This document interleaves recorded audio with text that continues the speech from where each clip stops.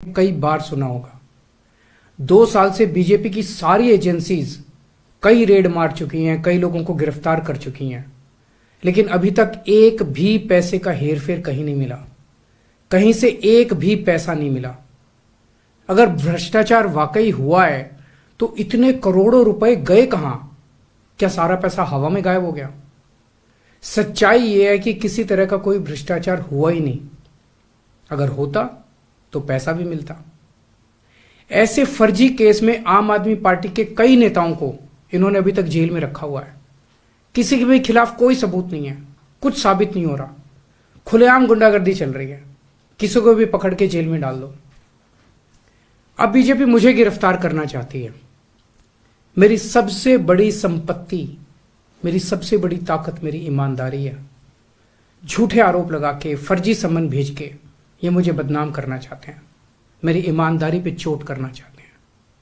इन्होंने मुझे समन भेजे हैं। मेरे वकीलों ने मुझे बताया कि ये समन गैर कानूनी है। क्यों गैर कानूनी है? ये मैंने इनको विस्तार से लिख के भेजा है। मैंने बताया है कि उनके समन कैसे गैर कानूनी है, लेकिन उन्होंने मेरी एक भी बात का जवाब नहीं दिया। इसका मतलब उनके पास मेरी बातों का जवाब नहीं है। इसका मतलब वे भी मानते हैं कि उनका नोटिस गैर कानूनी है।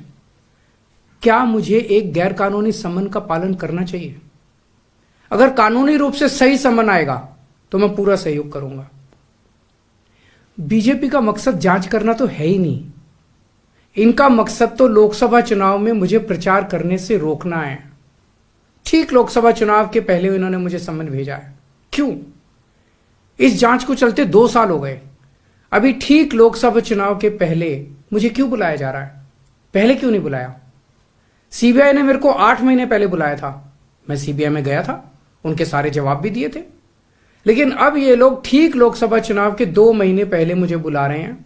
तो बीजेपी का मकसद कोई पूछताछ करना थोड़ी है। इनका मकसद है पूछताछ के बहाने केजरीवाल को बुला लो और उसे गिरफ्तार कर लो, ताकि मैं लोकसभा चुनाव में प्रचार ना कर पाऊं। आज बीजेपी भ्रष्टाचारियों को नहीं पकड़ रही, बल्कि खुलेआम ईडी और सीबीआई का इस्तेमाल करके दूसरी पार्टियों के नेताओं को तोड़ के बीजेपी में शामिल करवाने का काम किया जा रहा है। एक नहीं, 2 नहीं, कितने उदाहरण हैं जहां किसी पार्टी के नेता के खिलाफ ईडीआई सीबीआई के मामले चल रहे थे या उन पे गंभीर आरोप लगे हुए थे। जैसे ही वो नेता बीजेपी में शामिल हुए, उनके सारे पुराने मामले बंद कर दिए गए या ठंडे बस्ते में डाल दिए गए। तो जो इनकी पार्टी ज्वाइन कर लेता है उसके सारे मामले रफा दफा कर दिए जाते हैं। जो इनकी पार्टी में नहीं जाता वो जेल जाता है।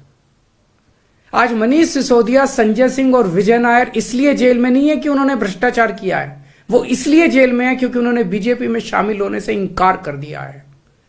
आज हम बीजेपी का मुकाबला क्यों कर पा रहे हैं? क्योंकि हमने कोई भ्रष्टाचार नहीं किया। अगर हमने जरा सा भी गलत काम किया होता तो दूसरे भ्रष्टाचारी नेताओं की तरह आज भी हम बीजेपी में शामिल हो चुके होते आज तक। इस तरह देश के ईमानदार नेताओं को जेल में डाल के और भ्रष्टाचारियों को अपनी पार्टी में शामिल करवा के ऐसे तो देश आगे नहीं बढ़ सकता। ये क्या चल रहा है? ये जो कुछ भी चल रहा है बहुत खतरनाक है।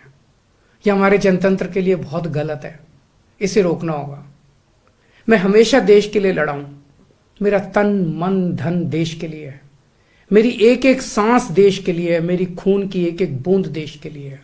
मेरे शरीर का एक एक कतरा देश के लिए समर्पित है। हमें मिलकर देश को बचाना है। मैं पूरी जी जान से इनके खिलाफ लड़ रहा हूं। आपका साथ चाहिए।